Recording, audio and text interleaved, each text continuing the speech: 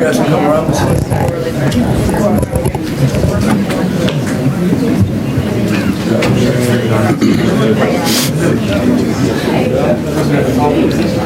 Will you just to the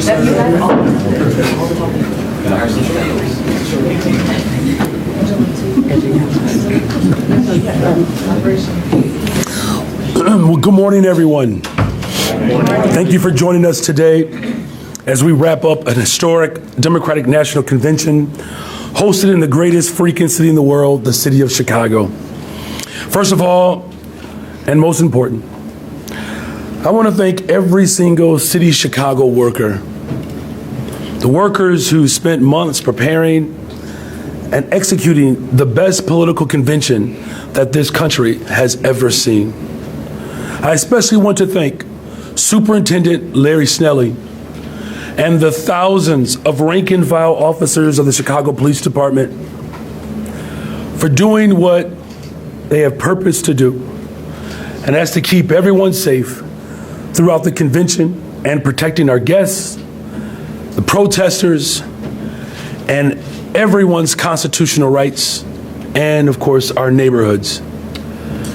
If the 1968 convention went down in history as the example of police brutality, then the 2024 convention will go down as the example of constitutional policing. These brave women and men show the world how we can maintain safety while protecting the people's right to protest and to have their voices heard. That is what I asked them to do, and I'm so proud of that work. The DNC was truly a full force of government effort, so I want to take a few seconds to acknowledge all of the government departments and sister agencies who put in the long hours and accomplished this monumental feat. Our Office of Emergency Management and Communications, led by Executive Director Jose Terrado, he did an incredible job this week. Let's give him a nice warm round of applause.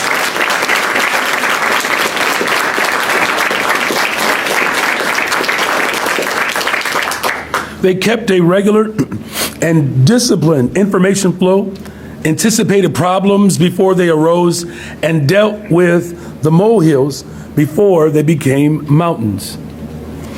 Thank you to everyone at OEMC who put in the work. You did it away from the spotlight. But without you, the city doesn't shine. Though you did it without glamour, you're the ones who made it possible.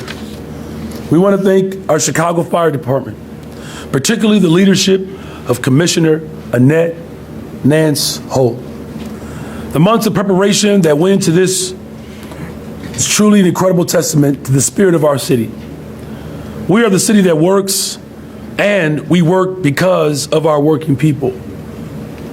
From the CTA workers, train conductors, and bus truck drivers who made sure folks could get home, to the streets and sanitation workers who made sure we showed the best of who we are to the entire world. And of course, to our Department of Transportation that coordinated all of these routes and closures. To every single city worker, regardless of their department, that contributed in big ways. You did it small and large. You welcomed visitors to Chicago. Visitors who were blown away by our city. They saw great, vibrant, clean streets, small businesses, bustling commercial corridors, world-class food, and the mosaic of our neighborhoods. They saw our 600-plus public parks and, of course, our beautiful lakefront. But more than anything else, they saw and fell in love with our people. Because DNC or no DNC, it is still Chicago. And all the beauty on display this week is beauty that has long been a part of who we are. We are truly a welcoming city with warm people who love to share their culture and community. I want to give a special shout out to some individuals in particular from my team for their remarkable work to this effort. Chief Operating Officer John Robertson.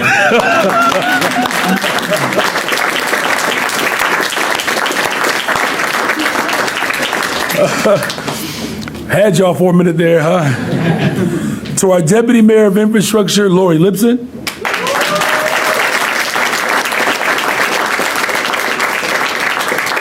Deputy Mayor of Community Safety, Gary Gatewood.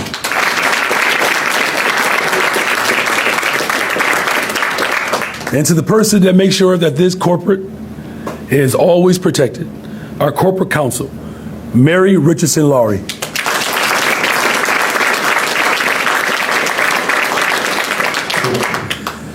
To our communications teams and so many others that I really just wish I had more time to name. What I have seen firsthand from you, all of you, over the last several months is true to who we are. You are the embodiment of what I call servant leadership. You did the work that was not always pretty. You went way beyond the call of duty because of a deep caring and a commitment to our city. Thank you all for your dedication. Thank you all for your service. We partnered with the DNC Host Committee and community partners to rescue, check this out, you all, more than 7,000 pounds of food. Angela Tovar, you did your thing.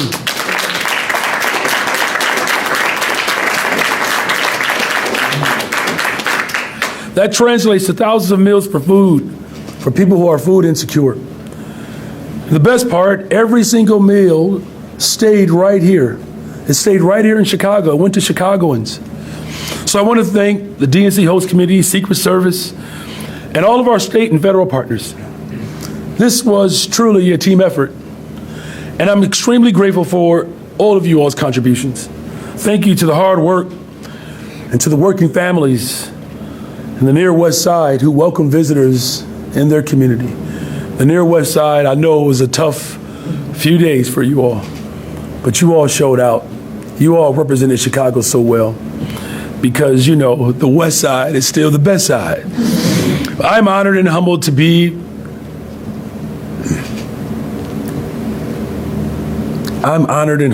your mayor. It's a beautiful city.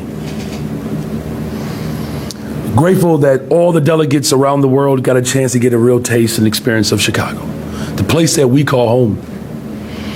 Leading up to this convention, there were many people who had doubts. I don't know why, Superintendent, but they had doubts. Many of them had questions. I'm okay with those. They said, is Chicago ready? Is Chicago ready for this convention? We heard it all. Chicagoans heard it all. But being Chicagoans, we stuck to the grind and we kept at work.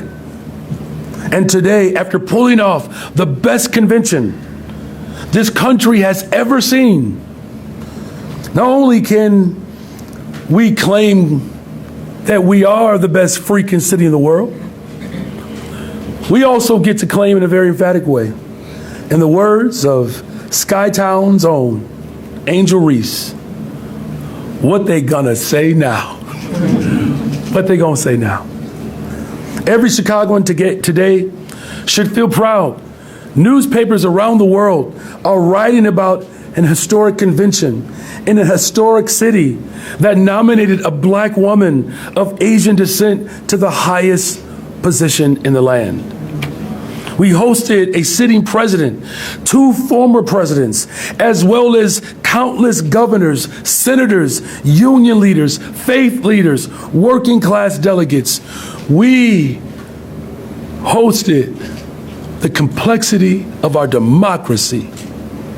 Chicagoans are people with an unbreakable spirit. And you're never going to allow anyone else in the world to tell us anything different. We have a vibrant city, a city that is truly on the move, a city that is entering into a new era of prosperity. I want to thank every single Chicagoan for setting the record straight once and for all. We stood strong, we stood together, and that all of that made the difference. We made history, and we did it our way, the Chicago way. So now, with that, I'm going to bring to the stage my dear friend and the great optimist, because like me, he's a beloved Cubs fan, OEMC Executive Director, Mr. Jose Terrado.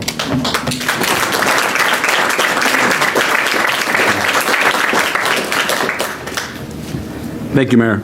Good morning. Good morning.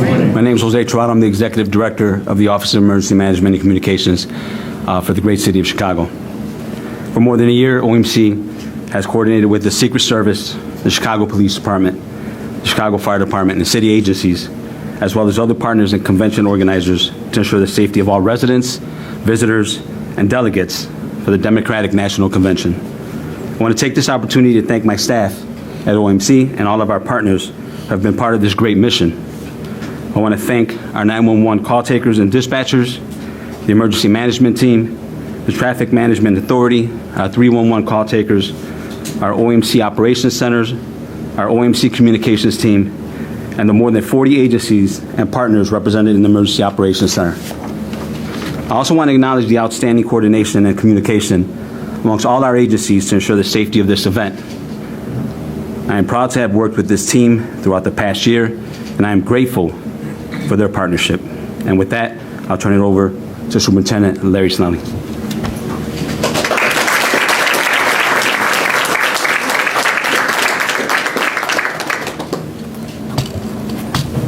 Good morning. Good morning. I believe it's still morning.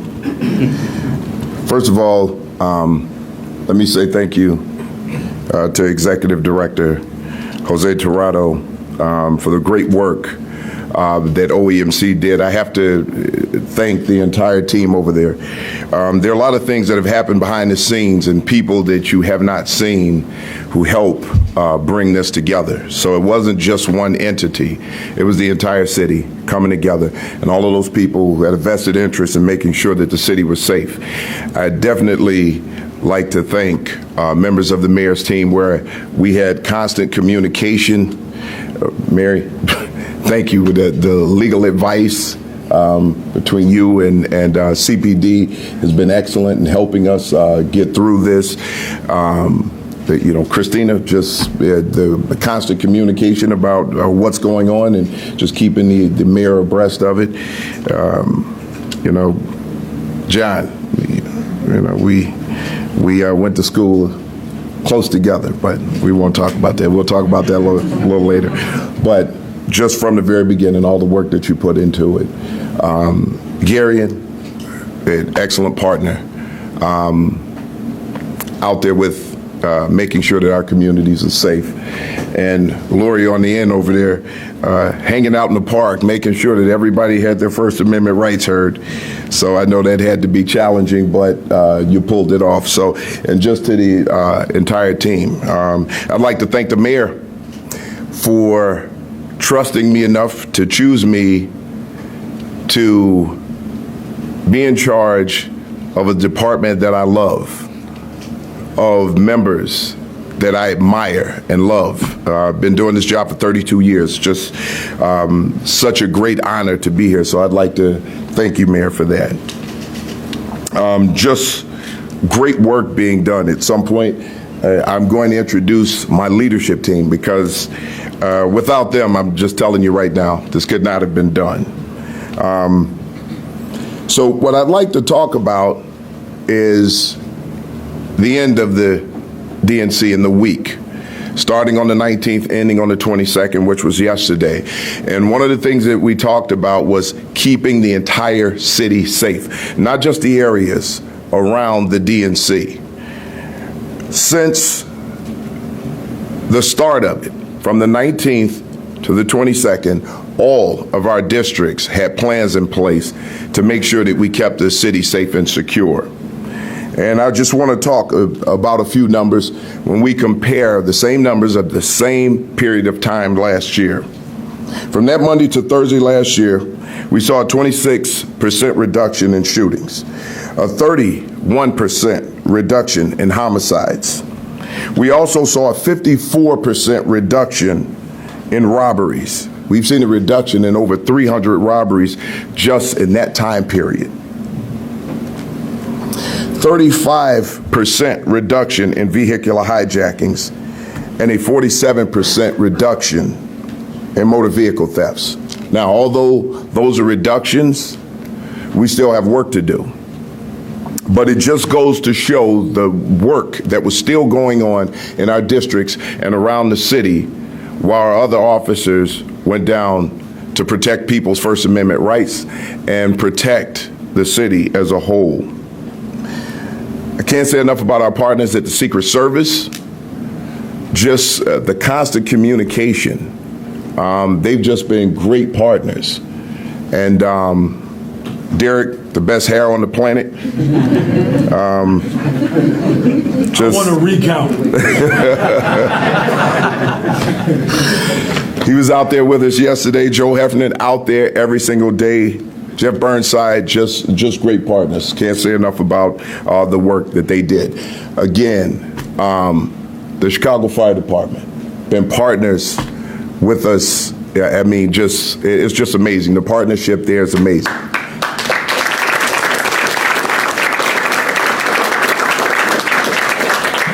So I have to get the commissioner's name right this time because I messed it up one time. She's never let me forget it. Commissioner Annette Nance Holt. I'd just like to thank you for your leadership and your team. There's another black woman's name they all know how to pronounce now, too, because of the convention. This is a non-political event. So again, we set out to make sure that we kept the city safe while protecting First Amendment activity. And we did just that. I cannot say enough about the work that our officers did out there.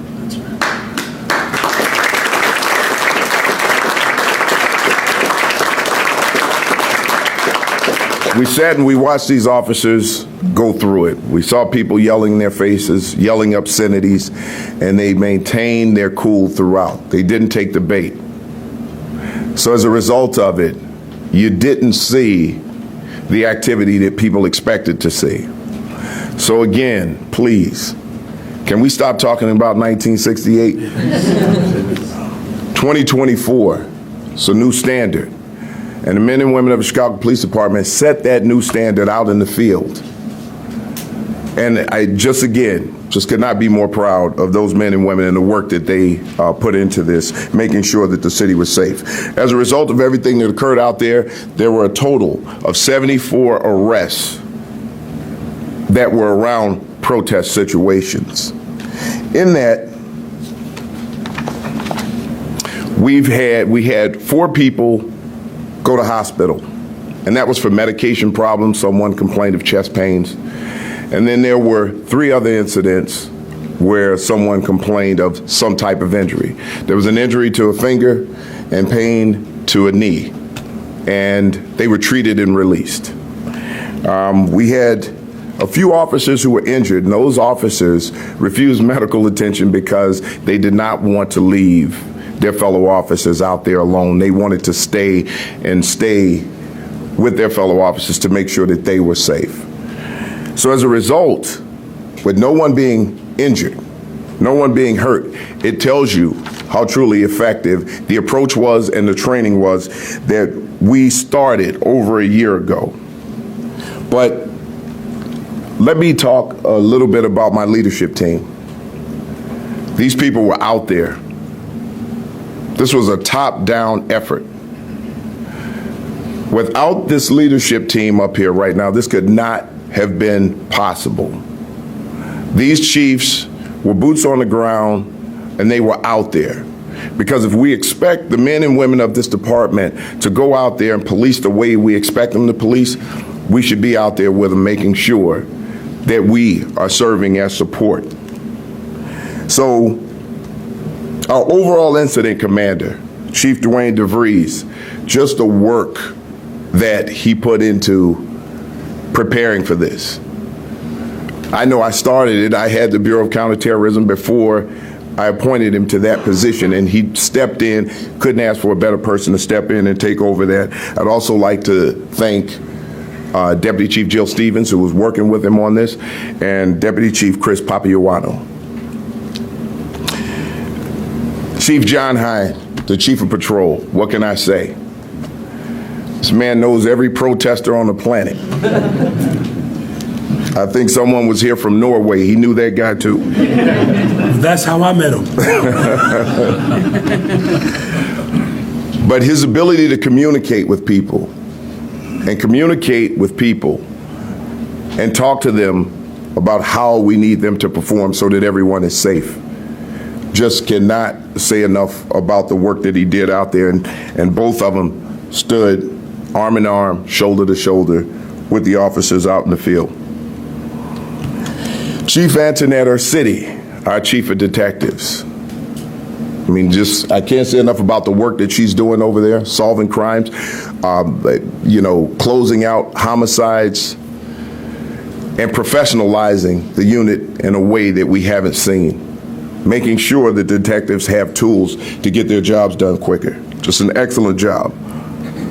Working on First Amendment activity and our coordinated multiple arrest policy. Chief Yolanda Talley, the Bureau of Internal Affairs. What can I say? She just works her fingers to the bone to make sure that we have all of the information that we need, and she also worked on that coordinated multiple arrests policy and had people out in the field making sure. She also had people out in the field making sure that they would take any complaint that came from anyone. At this time, right now, we have about, I believe it's 8 or 9 complaints. I'll just have to confirm that. At this time, total complaints. And that's over a 4-day period. It's just amazing. Chief Angel Navales of Constitutional Policing, who has been helping coordinate getting all of the officers out to the field, making sure that those officers are fed, making sure that they're hydrated, making sure that they have what they need. At some of these sites, we had EAP out there and peer support for the officers to talk to make sure that our officers were in the right mindset when they hit the field. It's just an amazing thing, an amazing job by this team. I cannot say enough about the work that they did. Now, my comms team, Don, Maggie, Tom, and Tom. There wasn't a reporter that could walk up to me without Don putting on his shoulder pads. I just wanted to make sure he didn't tackle anybody, but just the work that you guys have done throughout this have been amazing. So I just want to thank you for that. So, lastly, what I'd like to say is our city was on display. And it was on display for the world to see. And I guarantee the world was watching because everyone kept talking about 1968. However, we showed again that this is not 1968. We showed what human beings, men and women of the police department, who are often criticized, some of it may be warranted, a lot of it isn't. And hopefully we can have a clear understanding and clear dialogue and clear communication about how officers are trained and what officers are dealing with so that we have a clear understanding of how officers are responding. Change in a department does not happen overnight. It happens over time. And you see what happens when we respect human beings because we expect them to respect others. When we take care of those human beings and make sure that they're well, make sure that they're taken care of, because when they feel comforted, they can comfort others. This is why these officers show great restraint. We treated them like human beings because that's what they are. As we continue to move forward, the DNC is behind us now. Now it's time to bring this city back up to the standards that we know it can be. And that starts with everybody here and the collaboration in this room, and I'd like to thank everyone here. And I just can't say enough about the Chicago Police Department. We will continue to grow. We will continue to get that done. And so that I don't mess this up again, I am going to introduce the Chicago Fire Department Commissioner, Annette Nance Holt.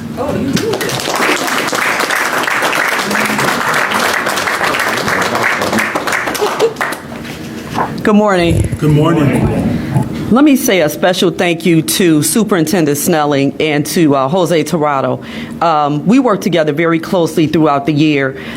we have a lot of special events, so we're quite familiar with each other, and we're used to planning big events. Of course, it wasn't a surprise to us, and we came together and were able to do this along with our partners, the Secret Service, which we work with on other occasions when they come to town. So I'm just very honored to have a partnership like this and to have people who are willing to put in the work and take the time to make sure everything is the way it should be. And I also want to especially say thank you to all the city agencies that work so closely with us. If we started naming them, we'd be here till tomorrow, because every city agency basically had their footprint with this convention. And they did a great job to make sure this historic event went off the way that it did.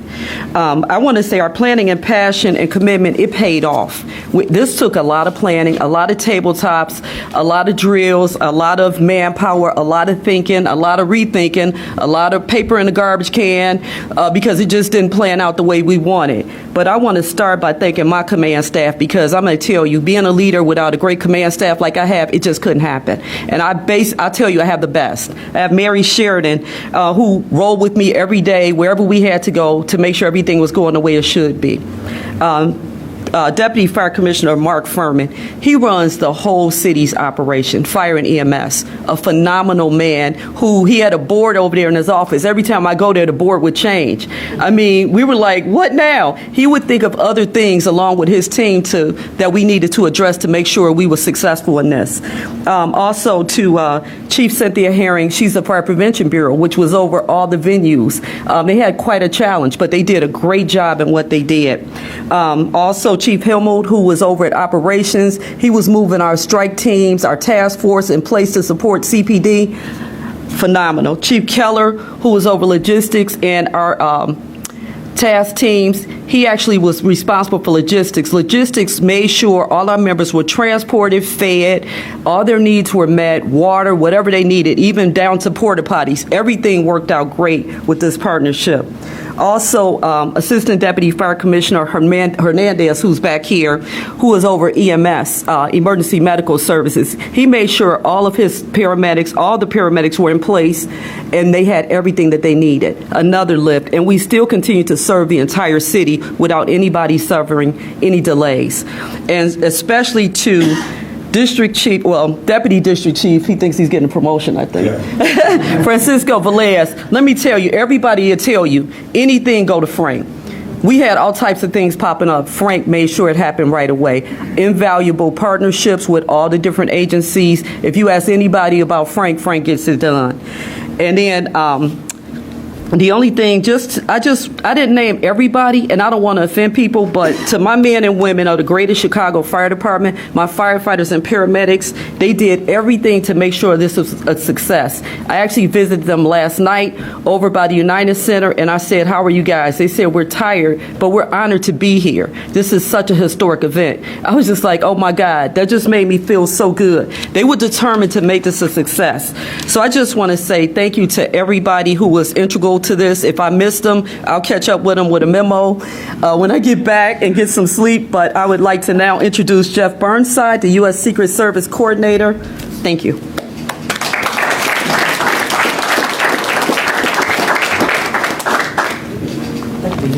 Thank you, Commissioner. Good morning. Good morning. As the Commissioner said, my name is Jeff Burnside, and over the past 18 months, it has been my privilege to serve as the Secret Service Coordinator for the 2024 Democratic National Convention. Over the past year and a half, I've gotten to know this city, and I've felt firsthand Chicago's hospitality and strong work ethic. I want to thank Mayor Johnson, Superintendent Snelling, Executive Director Tirado for their tireless work and dedication to this event.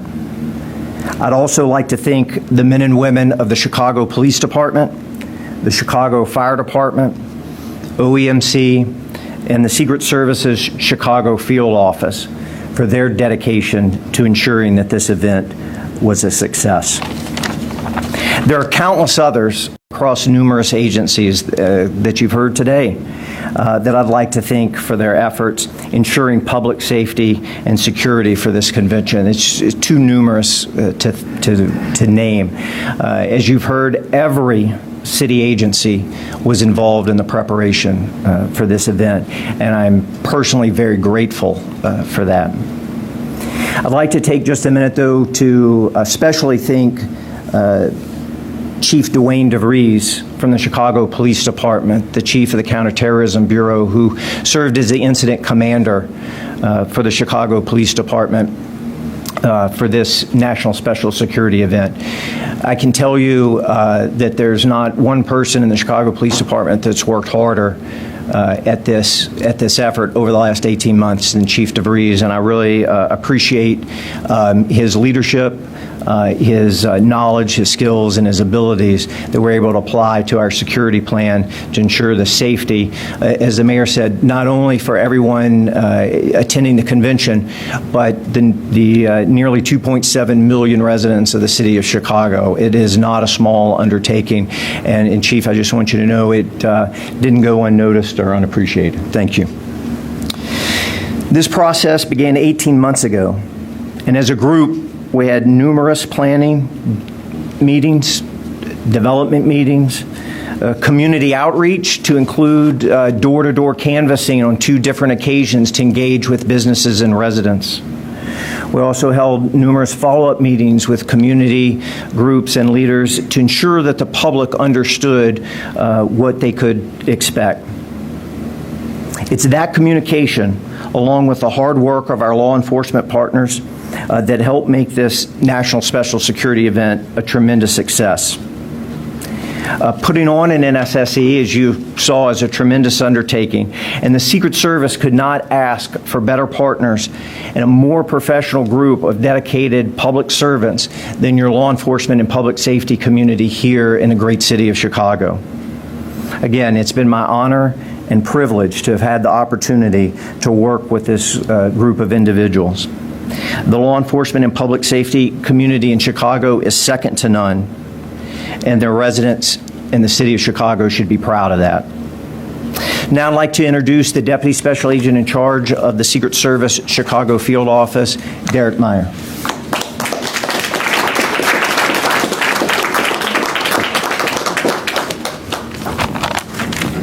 Good morning. Good morning. My name is Derek Meyer. I'm the Deputy Special Agent in charge of the U.S. Secret Service's Chicago Field Office.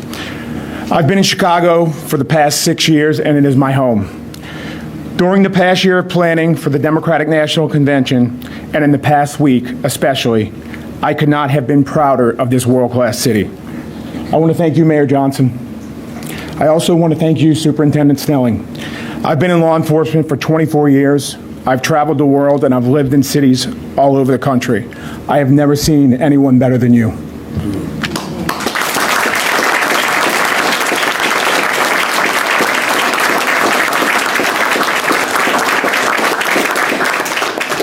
You lead an exceptional police department.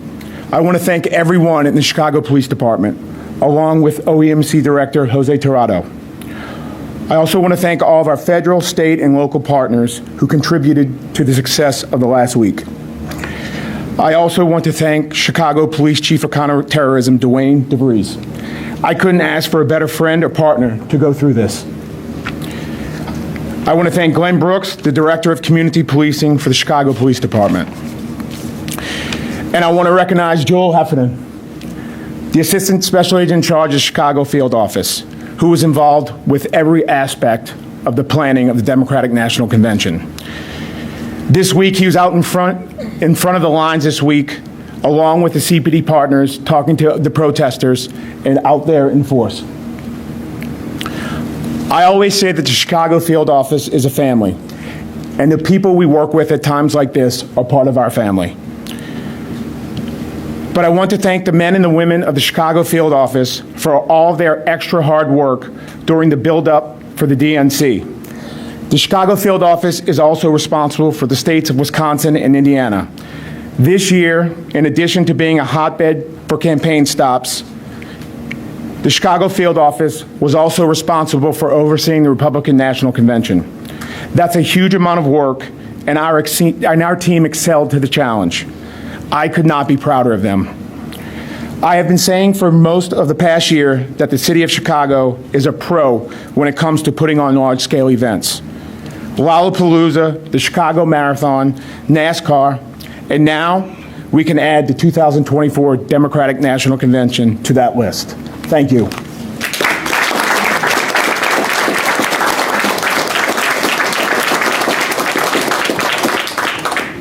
Who's next? Oh, okay. Oh, okay. I guess I'm next. Thank you all. We'll pass it. We'll take questions. And just for the record, that was quite the compliment to our superintendent. I guess that's how they do things around here. You talk about somebody's hair, and then they tell you the greatest person ever lived. Right here. Oh. And we ask that everyone be respectful of each other's time. One question, one follow-up. Hi, Mayor. Hey. It seemed like some people, perhaps on social media and some on the other side of the political aisle than you, seem to be rooting for something to happen outside the convention. Did you get that sense as well? And why do you think there seemed to be a sense that there was that desire for catastrophe? Yes, there were individuals who were rooting against Chicago, and they were rooting for violence and chaos. It's no different than what Governor Abbott is doing, attacking our city. Chicago is rising above that, and we always will. As far as, their impetus or their motivation, behind it, I mean, you can only speculate, but here's the thing. Those individuals who were provocating or wishing that there would be chaos, these are the same individuals who justified January 6th. These people are dangerous. But we're grateful that we brought this country together, because that's what it's really about. Chicago uniting this city, as well as uniting this country and really setting a marker of how democracy has to exist around the globe. And Chicago, we did it. We did it. We did it. Good morning, Mayor. Good morning. How do you hope to capitalize on the DNC's momentum to tackle the next items on your agenda? And can you give us a preview of what priorities you hope will benefit the most? Yeah, look, everybody knows, that in order for us to build a better, stronger, safer Chicago, you have to protect people and invest in people. That we've already previewed that. As the superintendent said, homicides are down, shootings are down, violence is down in the city, and investments are up. $20 billion of new investments in the city of Chicago. I don't know if there's any other person in here can find any mayor within the first 15 months of their tenure to reduce homicides by double digits and bring $20 billion of new investment, $1.25 billion for the west and south side of the city of Chicago. $1.25 billion. That is the largest investment for community and neighborhood development in the history of Chicago. So we're going to continue to do what we've always done. We're going to attract the world as, of course, our beloved black Haitian immigrant and his beloved partner, the Potawatomi woman. When they set up the trade post of the Chicago River, they always saw this as a global epicenter. Chicago is the global capital city of the world.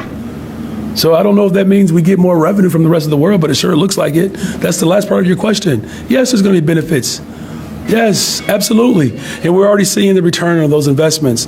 The big point, though, is many of these investments were happening well before the convention even got here. So what we have is just like adding more sprinkles to a very beautifully fine, decorated red velvet cake. But in terms of new investments, what specifics do you think, the time is now? Listen, no, but in terms of like CTA, Alice, look, I hear what you're saying. I get your point. It's already happening. That's all I'm saying. It's already happening. I'll say it like this. There was a young student I was able to talk to during our budget roundtables. And thank you to our budget director, by the way, because she kept everything on budget. Annette Guzman, y'all give her some love. She kept my budget balanced. So Alice, to your point, because we see where the investments are, public transportation, environmental justice, all of these things are happening. Housing, a small business expansion, all that is already happening. But this young kid, I asked him that same question. I said, what else can we do to make your life better? And you know what this young student said to me, 16 years old, this little girl? She said, do more of what you're already doing. So we're going to do more of what we're already doing. Question for the superintendent. Phew, finally, good grief. Good morning, Superintendent. Hey, good morning.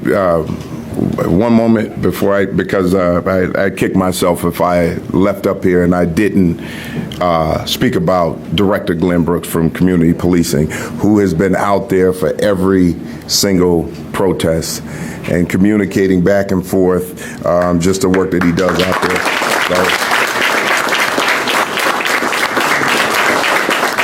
I just realized he was hiding in the back there, so sorry about that, Sam. You mentioned a little while ago, obviously communication has been widespread among all agencies, but specifically your conversations with the Corporation Counsel. What advice did you receive and how was that applied throughout the week? Well, it's not just about receiving advice. It's about questions throughout, right? If we saw something that we weren't exactly sure was lawful or unlawful, obviously, I have my legal affairs team, and speaking directly with Mary's team was just amazing for us. So we were able to bounce ideas off of each other just to see what the best approach would be in particular situations where we had questions about whether some gatherings were lawful or not.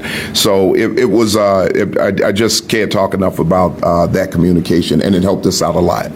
Was that specific to the end, kind of last night, towards the end of things after the convention let out, it got a little tense as delegates were leaving the United Center and they were, people were chanting shame, shame, shame at them. Like, was that one of the incidents you're referring to? No. So that was a particular case where we just wanted to make sure that the delegates were safe when they were walking by that group of people.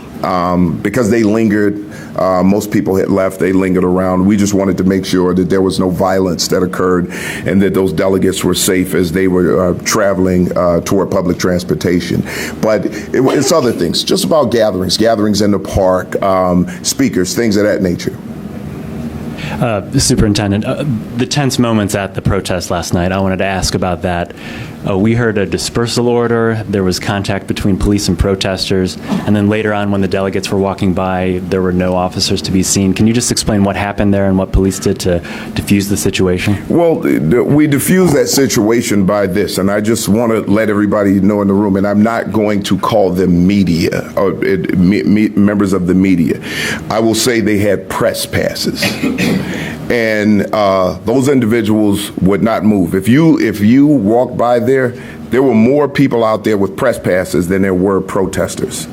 And we really had a hard time getting them to move. And it made the situation more chaotic. So we realized as long as we were there were certain members with press passes that were expecting a clash. And I explained to everybody there won't be one. So if you're waiting for the carnage, you can leave. But that didn't happen. So when we started to pull our officers out, we realized there was nothing else there for them to film because the expectations of a clash disappeared. But we did have officers still out there. They just weren't highly visible at that moment because we wanted to make sure that those delegates were safe when they were going by. We had people around CTA and on the platforms to make sure that no one was attacked over there. Good morning, Superintendent. Good morning. Early on, we had these projections of 25,000 protesters showing up. Do you have a good gauge on how many actually showed up? And when it comes to the arrests and things, how it breaks down relative to misdemeanors, felonies, that kind of thing? So we looked at the numbers. I don't have the exact numbers, but we estimated the first crowd to be somewhere around 3,500 to maybe 4,000 people on Monday. It's kind of hard to gauge what happened on Tuesday because there were people who came in, and that group was relatively small compared to Monday. Wednesday was also a large group, upwards of 2,000, 2,500 maybe. And then last night was probably in that same realm, maybe around 3,000. So when you look at the number of protesters, thousands of protesters who came here and engaged in First Amendment activity, and some came for other reasons, to engage in violence, vandalism, 74 arrests, No major injuries, no major injuries to the officers. Just shows what a great job these officers did and how the training applied to that. So we can get you a breakdown of that because we're actually working on a FOIA portal right now to put all of those arrests up in the breakdown, so you'll be able to get that information. And I do have one follow-up to the mayor. Your voice sounds a little bit hoarse today. I imagine there was some celebration last night after the convention. Can you tell us on a personal level what it means to you that a woman of black and Indian descent is now representing the Democratic Party as the nominee for President of the United States? It means my daughter, Brayden, is 10 years old. She gets to see a reflection of her being as well as the full expression of her values. Look, I had the opportunity to travel from state to state to state to state within the convention. And I can tell you, whether it's North Carolina or Tennessee, Michigan, Wisconsin, Pennsylvania, people are excited around the country for Kamala Harris. It is truly a love story. It is. And that is the beauty of this moment, because all of that which is historic, that transforms our globe, it starts right here in Chicago. Now, Dilla, the great historian, says that everything dope about America comes from Chicago. I would just take it one step further, is that we are truly a capital city for the globe. Yep. It's still morning. Good morning. Superintendent Snelling, this is not a DNC-related question, but still something related to public safety. Over at Injustice Watch this week, we co-published an investigation with Bolt magazine that showed that over the last year, and this is based on OEMC data and CPD data, that over the last year, Chicago police failed to report 200,000 traffic stops to state regulators in violation of state law that requires all of those stops to be reported to the state. And in that data, it shows that in your first 7 to 8 months as superintendent, 1 out of 3 traffic stops went unreported to the state. Why do you think your officers are failing to report these traffic stops, and what will you do to make sure that they do report them? Well, the first thing I'd have to do is look at the data that you have. We'd have to look. Your folks did look at the data. But here, again, we'd have to look at that. They did. Break that down. Again, once we do that, I can answer that question. Right now, this is not about traffic stops. This is about the DNC. So you can try to turn this into something else all you want. Into 200,000 traffic stops. So here's the deal. When we get that information, and I sit down with my people, then I'll be able to better answer that question. Mayor Johnson, your office refused to provide a comment on this story, and we're hoping that you would comment on it now. Looks like your hopes won't be fulfilled. The city of Chicago just displayed some of the best policing in the history of America. These systems that we inherited, because I know your research has done this as well, these systems were jacked up. 1968 was. 2024 isn't. Is there anybody else that has a question? Would you please pass the mic back? Thank you. You have one right here, and then I'll pass it back. You go down. Thank you. Also for the superintendent, Megan Hickey, CBS Chicago. Forgive me if I missed it, but did you give an exact number of arrests just yesterday? Just yesterday? Yeah. There was only 1 arrest made yesterday, but that was for obstruction of traffic. Okay. And then can you comment on the decision to hold protesters who were charged with municipal violations for sometimes hours at a time? We heard 8 or 9 hours in some situations. The National Lawyers Guild said the Pretrial Fairness Act allows you to, cite and release them in those cases. You know what? I'd actually have to look at those particular cases. There may be some circumstances around that. Okay. So, and it could be processing. I'm not really sure at this point. But sometimes scenes are chaotic. And when we have chaotic scenes, we have to move people. And to move people, it calms situations down. As long as we have people who are standing and they continue to make noise, it draws attention. And the more attention it draws to the officers and the overall situation. Those situations become volatile. And in order to keep that down, to reduce the risk of having to use force or take more people into custody, we may have to move people quickly. And that may lead to some processing issues. But in those particular instances, I don't have all of the facts with me right now, but I'm sure we'll be able to talk about that. And your team's planning to publish a whole list with citations and all that information? That's correct. Okay. That's correct, yes. Superintendent, while you're there, Mike Krauser with BBM Radio asked me if I could ask this question of you. It's the one-year anniversary of the shooting at Sox Park. Where does this investigation stand? Come on. I'm asking for a friend. Really? Here's what I'm going to tell you. We're going to get back to that one too, right? This is about the success of what our officers have done right now. And we will get back to you on that one. Listen, I just want to be clear here and now. We can continue to talk about the past. We can continue to throw stones. But right now, I'm living in the glow of the work that these police officers did to show. And you can do everything that you want to do to try to throw paint on it, to try to besmirch it, to try to bring it down. I didn't sleep at all last night because I stayed up all night thinking about those faces and the pride on the faces of those men and women, knowing that they showed up and they protected people's rights and didn't violate any of it. This is a department that's transforming. I will not be moved. You will not break that down. My men and women stood strong, and they're going to continue to do it. So cast whatever you want on it.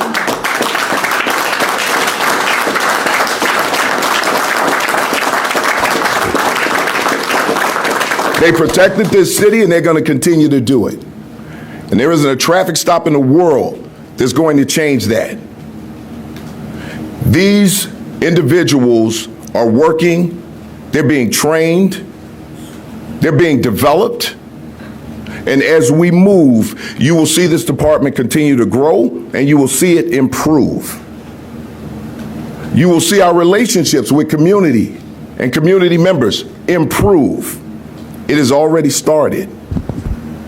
So we can continue to talk about the past, but I don't live in the past. I work toward the future. And that's what everybody up here is doing right now. Is there another question?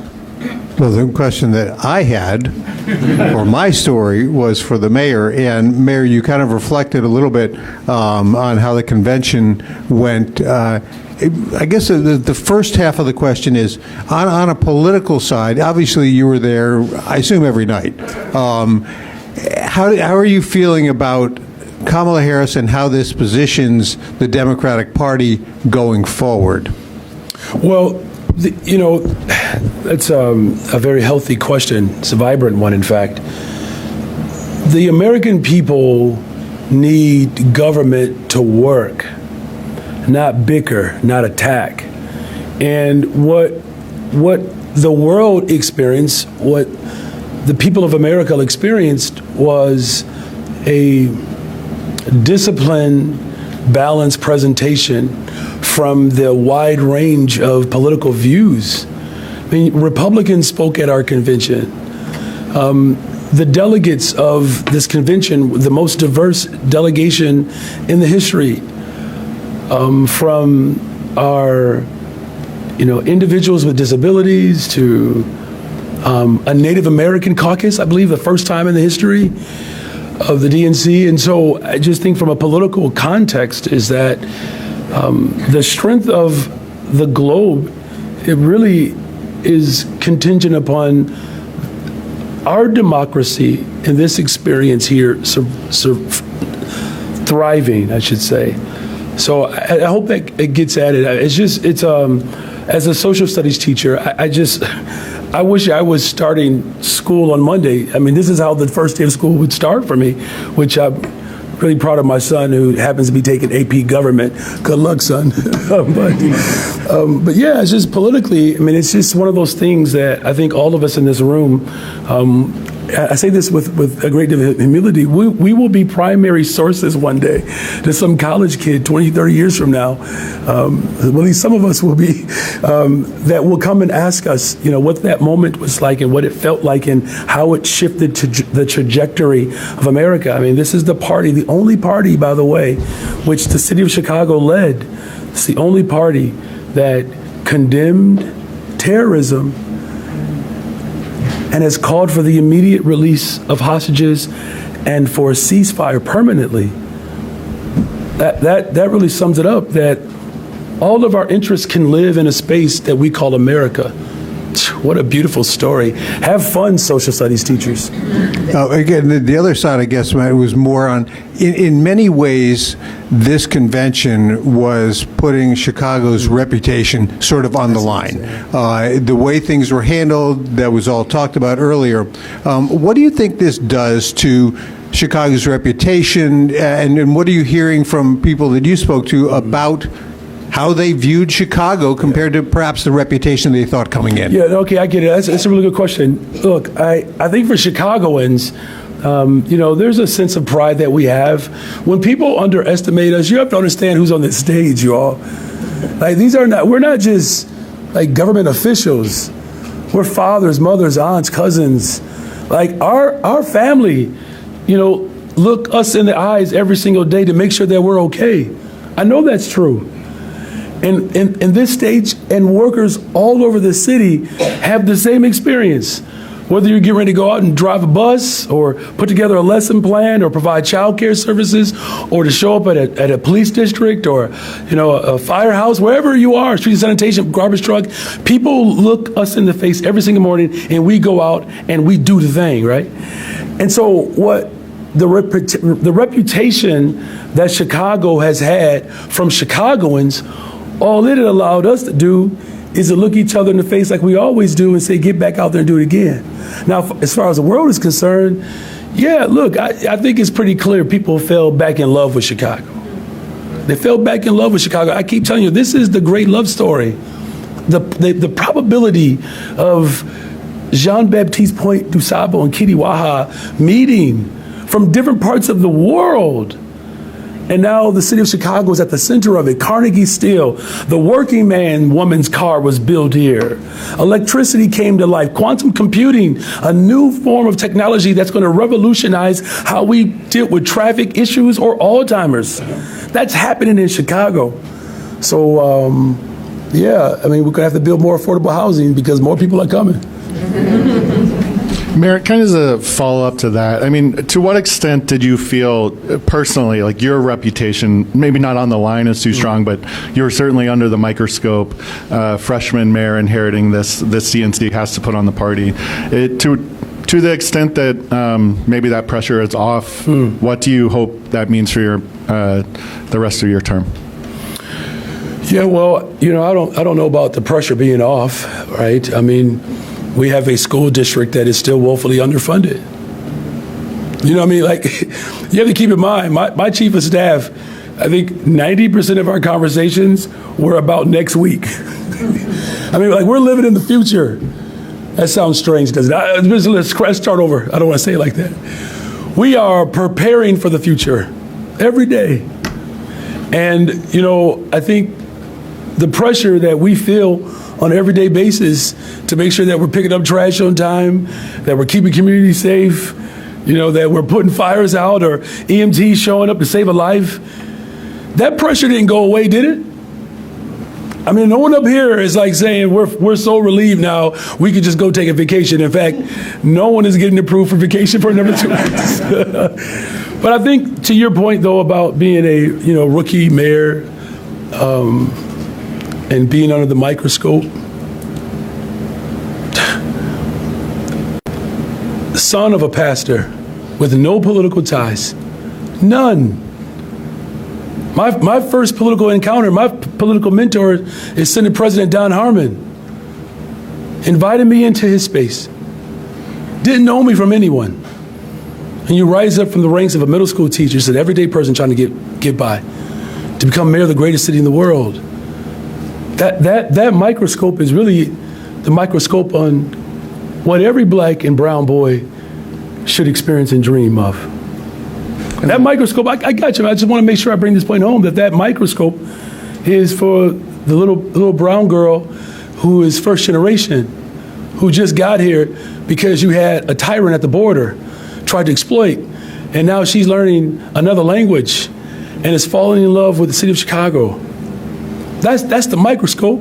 And just for the record, Michael Jordan averaged 28 points a game his rookie year, and he led the Bulls to the playoffs. And then you know what happened after that, right? It took a while before they won a championship. Right? No, it didn't take that long. It didn't. It's 6 of them, by the way. Yes. You get the point, though. I hear you. And you brought up next week. I think next week you're going to release a potentially $1 billion budget gap. Is there any? I mean, do you almost wish that the timing was different, that you could, as the superintendent said, kind of live in the glow of this for a little longer before you have to get right into a thick budget season? No, the timing is perfect. There's a time and a season for everything. You can't decide which part of your life you want to live in primarily. That's petulant. We don't respond to this position of opportunity obsequiously. We don't fawn over this. This is work. It's work. That's what my father said, never be afraid to work. You don't want to make a mountain out of a molehill. So we're going to address it. We're going to approach it like I promised I would. And got a great team that's going to help us do that. We don't talk last two. Superintendent Snelling, Chip Mitchell with WBEZ. You mentioned earlier, first actually very quickly, the 74 arrests, that begins Monday or Sunday? That began Monday. Okay. Do you have a number for Sunday? I think there are a couple. I can't remember. No, I believe there was one arrest, but it wasn't necessarily related to First Amendment activity. Okay.